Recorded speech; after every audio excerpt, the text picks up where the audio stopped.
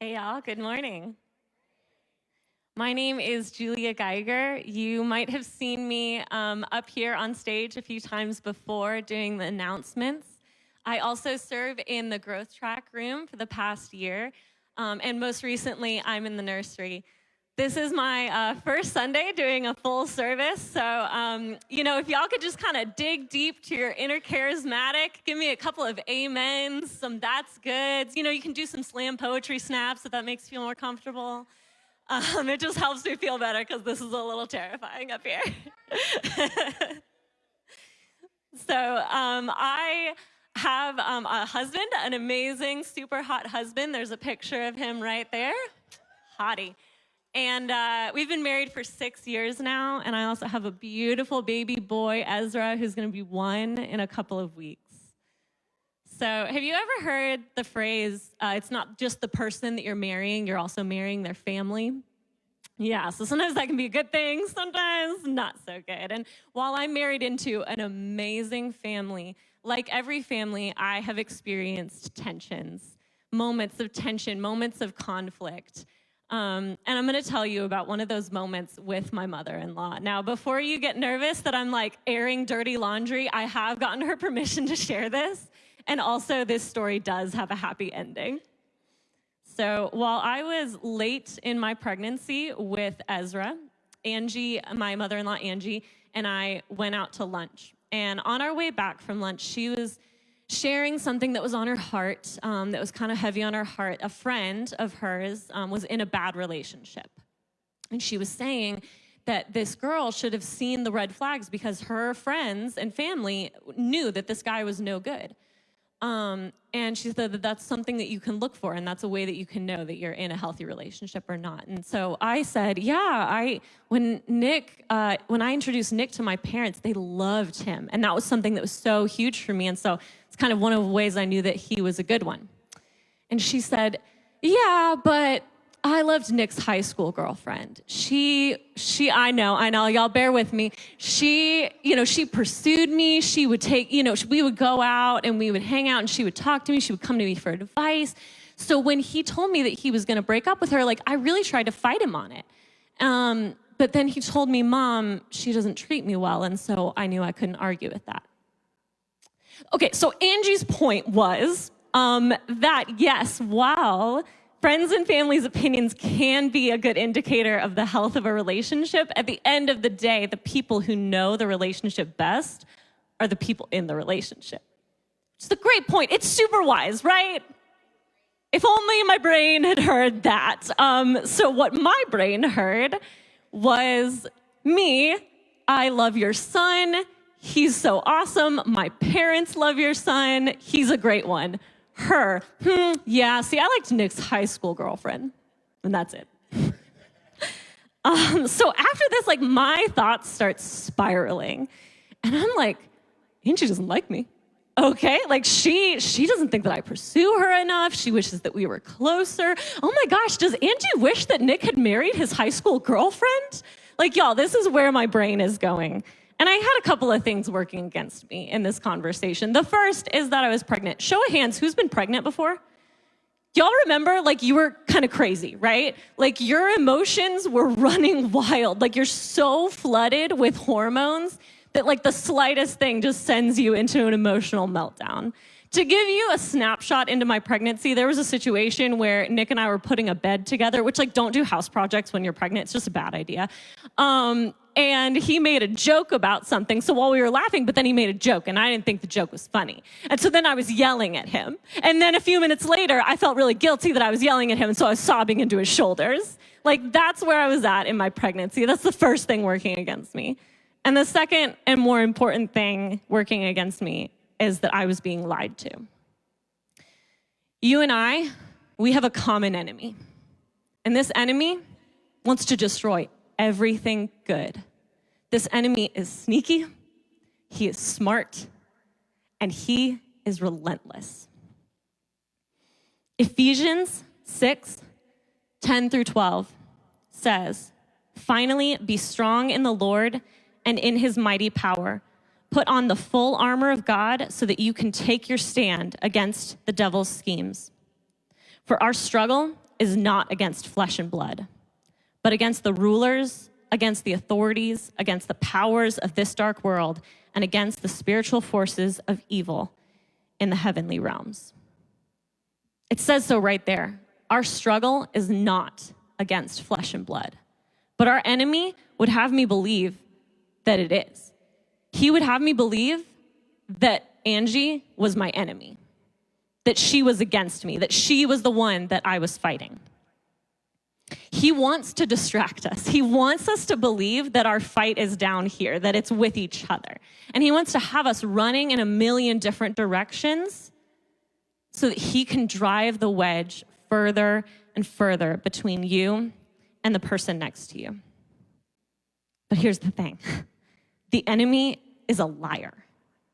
He is lying to you. And like I said, he's sneaky. Like, he's not just like, sometimes we think like the enemy is just like busting the door down and being like, you're worthless. And like, that's his lies. But it's not. It's a lot more sneaky than that. What he does is he just slides in, and just like he did in the garden, he starts a conversation. And sometimes it can look like this. Hey, how's it going? It's good. Oh, how's it going with Angie? Ooh, she said that? Oh, that's awkward. Man, no. I mean, you've always been kind of insecure about your relationship with her. You always wondered, like, does she really like me? Yeah, that's a bummer. But, it's fine. It's fine. Like, don't listen to her. She's crazy. So, hey, if it was me, I would have been out of there a long time ago. But, like, good for you, I hope Nick really appreciates how much you're going through, But, she's probably just waiting for you to screw up this motherhood thing anyway. Like, probably everyone's waiting for you to screw up this motherhood thing. Like, you don't really think, you didn't even want kids not that long ago, So your own mom left. It wouldn't be surprising if you just went down that same road. Like, it's fine. It's fine. And I'm having this conversation thinking like as if I'm commiserating with a friend over coffee. Like, oh yeah, that's right. Yeah, poor me. But really, I'm having a conversation with a killer. I'm having a conversation with the one that wants to destroy every single good thing in my life. Why does he do this? Why does he want to destroy our relationships? And it's because there's power in them. We're going to dig into Psalm 133 together. It's a short little psalm, so we're just going to read the whole thing together. It says, "Behold, how good and pleasant it is when brothers dwell in unity. It is like the precious oil on the head, running down on the beard of Aaron, running down on the collar of his robes. It is like the dew of Hermon, which falls on the mountains of Zion. For there the Lord has commanded the blessing, life forevermore." So this might sound kind of weird. Like, you're like, okay, it's talking about unity, but then it starts going into like oil and beards and mountains. Like, what's going on here? So we're going to dig into this a little bit together. First, it talks about precious oil running down the head. And during this time, oil was referring to this really rich perfume. This perfume was precious, it was rare, and it was very fragrant. And so it's comparing unity between people like a very sweet perfume. And it's saying that unity is precious, that it's pleasant, and that it's rare, that it's something to be worked for, and it's enjoyable. Also, it points out that unity is abundant. So it says that like oil running down someone's head into their beard all the way down to the collar of their robes, that unity overflows into those around us, that it's an experiencing not just for the people in unity, but to everyone around them. Now it brings up Aaron. Aaron at this time was a high priest of Israel, and Exodus 9 describes oil as being part of his consecration ceremony. And it was something that set him apart for a special purpose. Now, for him, it was for making sacrifices and intervening on behalf of the Israelite people. But for us, it's saying that unity sets us apart. It makes us look different so that we can fulfill the special purposes of God, because we can do more together than we ever could alone. And finally, it talks about the dew of Hermon. And Hermon was a high mountain on the border of Israel. And in the heat of the summer, you're in the Middle East, right? So like there's just a ton of desert everywhere. But in the heat of the summer, this mist would collect at the top of the mountain of Hermon. And it would collect and run down the mountain and fill the springs and fill the valleys and send life flourishing everywhere. And so the psalm is making the point that unity is life-giving. And this is certainly true in my own story. I gave birth to my son almost a year ago. And within days of giving birth, I started to struggle with postpartum depression. I've struggled with depression for most of my life. It was something that I was used to, but this was unlike anything I had ever experienced before. I was recovering from very intense physical trauma. I was sleep deprived. And at the time, Ezra was struggling with colic, which if you don't know what that means, it basically means that if he wasn't sleeping or eating, he was screaming. And it was exhausting. I'm talking hours on end screaming. And so all of this is coming together with my postpartum depression and putting me in a very dark place. And I'm experiencing a wide range of really dark thoughts. Everything from, I want to run away, I want to get out of here, I don't want to do this anymore, to I'm regretting even having Ezra. I wish that he wasn't here. I feel no connection with him, all the way until I don't even want to be here anymore. I just want to take myself out of this completely. The enemy was working overtime to lie to me, and he was working overtime to isolate me. All of these thoughts started to stew me in guilt, thinking I must be the worst mother in the world for feeling this way. Like no one else feels this way. Everyone else loves their kids. Like no one else has had these thoughts about their kids. And I'm just thinking, I'm alone. I can't let anyone know I feel this way. And so even though I was surrounded by support with my husband and my mom who was living with us at the time, I felt completely alone because no one knew the battle that I was facing. At the time, my mother-in-law, Angie, was coming over a few times throughout the week, and she, to love on the baby, to give us breaks, which was amazing. And after a particularly hard night for me, I came downstairs and she was there, and it must have shown on my face just in how dark of a place that I was, because she came up to me completely unprompted, and she told me that after she had her son, Nick, she wanted to give him away. That she wanted to give him away to a family that would love him because she didn't feel like she could do it. Now, Angie, no matter where our relationship has been, I see this woman as super mom. She is not the mom who's just at every game. She's the mom who's at every practice. She's the mom who is there even when you don't want her to be there. She's amazing. And I respect her so much. And so for this woman that I see as the greatest mother in the world is coming to me and telling me, you're not alone. I've been where you've been. The lies started to break off. The lies that I was alone, the lies that no one felt what I was feeling, and the lies that I was a terrible mother all started to break away.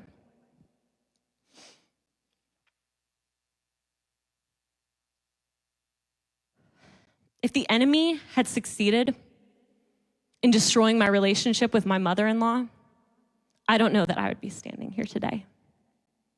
This is why he wants our relationships, because they're powerful. Because the Lord gives us people to help us, to come alongside us, to fight our battles with us, and to comfort us.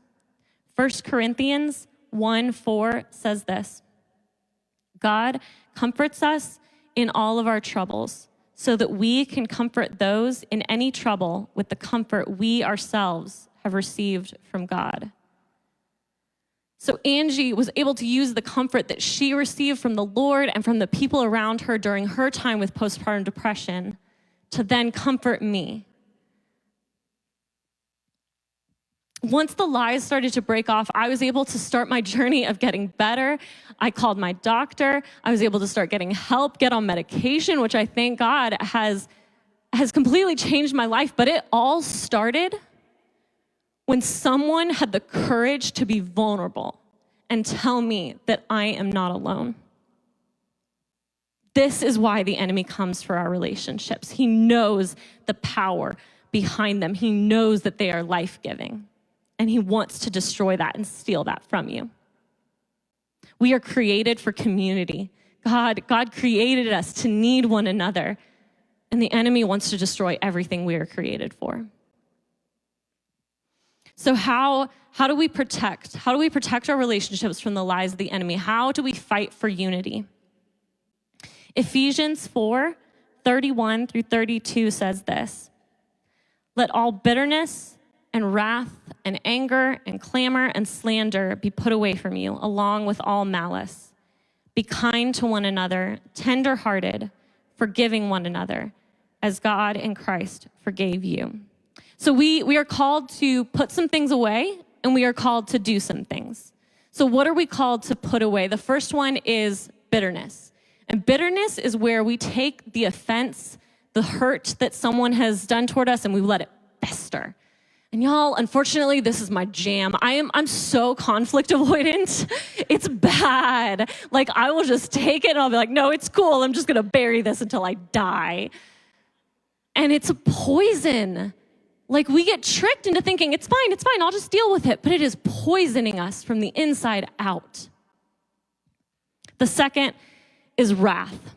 And this is that hot-headed reaction when you just get really worked up about the way that you've been hurt. And maybe you're starting to have that conversation with yourself in your head, and you're just starting to boil and boil and boil.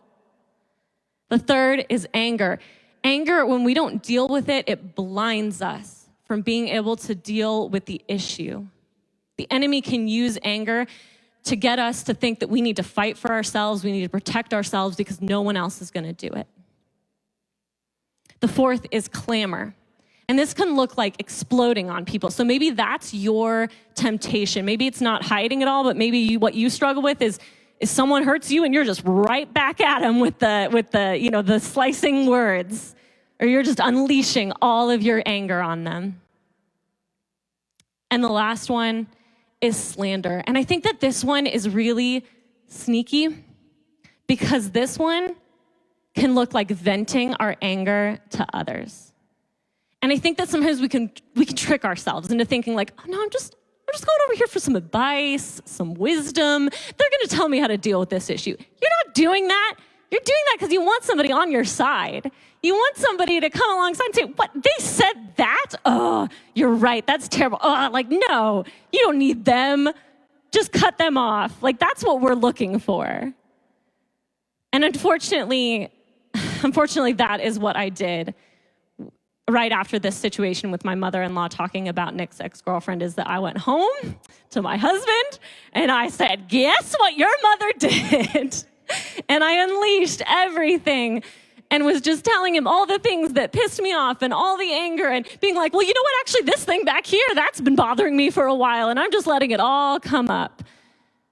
And my sweet, sweet husband, who I am so grateful, decided to listen to the Lord in that moment and not decide to take sides. He was encouraging to me and said, I think you just need to be an adult and use your words and talk to her. And I was like, hard pass, thanks though. And so eventually he did have to force the situation. He put me and Angie in a room together, and I was able to see and clear up the misunderstanding, which at the time I was like, can the earth please just like swallow me whole? Like, I'm so horrified. I don't want to be having this conversation, but it was so good. And now on the other side of it, I'm so, so grateful because that is what a true friend does. And I wonder how often we are willing to be that true friend that when someone comes to us, that we don't get caught up in taking sides, but we are willing to point them to truth and say, hey, the enemy is lying to you. And this is not how we are called to deal with our issues. You need to talk to them. You need to pray about this. You need to go to the Lord with this. And ultimately, you need to forgive. So we are called to put those things off. Now, what are we called to then do? The first is to be kind. And this looks like an act of love toward the other person. This looks like service, humbling yourself, laying down your life, and loving the other person. Number 2 is to be tenderhearted. This means that you're having compassion for the other person. You know, I think it's really easy that we see so clearly ourselves. We know our wounds and our junk and all the things that we're going through. And so when we mess up and when we make mistakes, we're able to say like, okay, but I've got this thing back here. So that's why I made the mistake. And we want grace for ourselves, but we're not willing to see the other person as a human going through their own stuff, with their own junk, with their own mistakes, and extend that same grace to them. My mentor is Drew Zabindin. If anyone knows her, she's amazing and so wise. And she gave me a really great analogy for this kind of situation. She was talking about how her toddler was having temper tantrums. And, like toddlers do. And she was just getting really stressed with these continual temper tantrums. And she felt like the Lord had challenged her and told her, your kid's not doing this to torture you. Your kid's not doing this to make you miserable. In fact, it has nothing to do with you. And she said that after that realization, there was this switch where she was able to come to her child with grace and understanding because she wasn't taking it personally anymore. And I wonder if we can then do that same thing to the people around us and know that most of the time, this person is not hurting you to make you miserable, even though it feels like it. They're not hurting you because they want bad things for you or because they're just this epitome of evil. No, they're hurting you because they've got their own stuff. They've got their own wounds, their own junk, their own journey that they're going through. And when we can realize that that actually has nothing to do with us, we're able to come to them in that situation with grace and with understanding and with love because we're being tenderhearted toward them. And the third thing that we're called to do is we're called to forgive. And we're not called to forgive, like to muster up forgiveness out of our own strength because we can't. But it says that what we are called to do is to, let me read this again. We are called to forgive one another as God in Christ forgave you. We are called to take the forgiveness that we have been given, which we did not deserve, and we are called to extend it out. That if God can forgive us of the absolute worst that we have done, then we can forgive the person next to us for the ways that they have wounded us. Hebrews 12:14 tells us to make every effort to live in peace with those around us. Every effort. I think sometimes we can say, like, well, what if the person doesn't want to live in peace with me? But I think we need to be honest with ourselves that that's really the exception. How often do we actually make every effort to live in peace with those around us? Like maybe we'll try one thing, maybe two things, but we need to be making every effort. But if they really aren't interested in living in peace with you, what then are we called to do? And I think for that, we look toward Jesus. John 13 talks about Jesus washing the disciples' feet, and it's such a beautiful story that it's actually really easy to miss a cool detail. Right before the story, it says that Judas, the one to betray Jesus, had already set it in his heart to betray him. And then after the story, it says that Jesus knew who was going to betray him. And yet in between, right there, Jesus washed his disciples' feet, including Judas. And I don't think that Jesus washed his feet like making eyes at him, trying to shame him, being like, I know what you're about to do. No, he washed his feet because he loved him, because this is the disciple that he chose, that he's been walking with for 3 years, that he's instructed, the disciple that he loves. And later, when Jesus was hanging on the cross after being tortured and humiliated, he didn't go up there saying, you'll all see. No, he cried out for the forgiveness of his executioners. And he said, Father, they don't know what they're doing. And we are called to do the same thing. It's not easy. It's certainly not popular. I think that we live in a time of, but this is my right and I need to protect myself and you can't do this to me. But Jesus said, love your enemies and pray for those that persecute you. And he didn't ask us to do anything that he wasn't willing to do himself.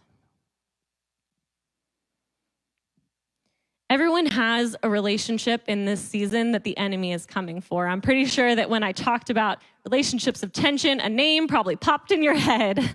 Maybe it's a new relationship. Maybe it's a new coworker who just really gets under your skin. Maybe it's a relationship that you've struggled with for years. Maybe it's a parent. Maybe it's your spouse. Maybe it's your kid.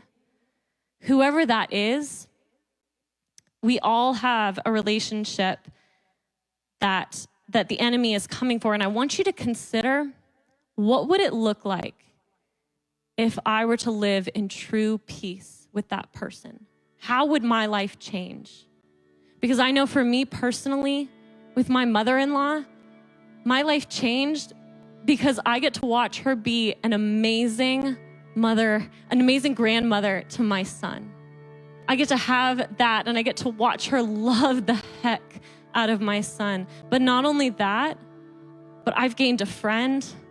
I've gained someone that I can go to for wisdom, for advice, and someone that I know loves me. And the enemy wanted so bad to take that relationship, and I see so clearly now why, because it's a really, really powerful relationship in my life. And so you might think, whoever's name popped in your head, you might think it's too far gone. There's no way that God could redeem that relationship. You don't know my situation. But I promise you he can. I promise you there is no relationship that's too broken, because if he could mend his relationship with us that was broken more than anything, then he can mend your relationship with your coworker, with your spouse, with your parent, with your kid. So I have a couple of action steps for you for how do we take back our relationships from the enemy. And the first step is to be aware. We need to be aware that the enemy is lying to us. So when you think about that relationship, ask yourself, where's the enemy working in this? What is he stirring up? And also ask yourself, what is the power that this relationship could have that the enemy is trying to steal? The second thing is to stand firm. We have to protect ourselves from the lies of the enemy. And the way that we do this is through our proximity to truth. We do this by our time in the Word, by our time in God's presence. We do this when we remind ourselves of who God is and who He created us to be. And the third is to live in peace. And this might look different depending on your situation. Maybe living in peace looks like you stepping out, being vulnerable, and having an act of kindness. Maybe it's you showing someone that they're not alone, and you taking a risk and being vulnerable and loving them. Maybe it looks like there's a conflict that you're avoiding that needs to be resolved. There's a conversation that needs to be had. Or maybe it looks like a wound that you've carried for way too long. And it's time to give it to God. It's time to forgive. And it's time to let that go.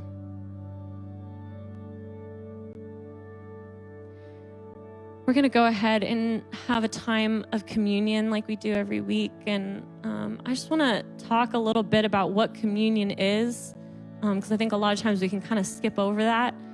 And communion is basically, it's for those of us who are in a relationship with God. And what it is it's a reminder of the relationship that we have with him. It is a reminder of what he's done for us. And so as you're taking the bread and as you're drinking the juice, what you're doing in that moment is you're reminding yourself of the fact that you are now free, that you now have hope because he has died for you.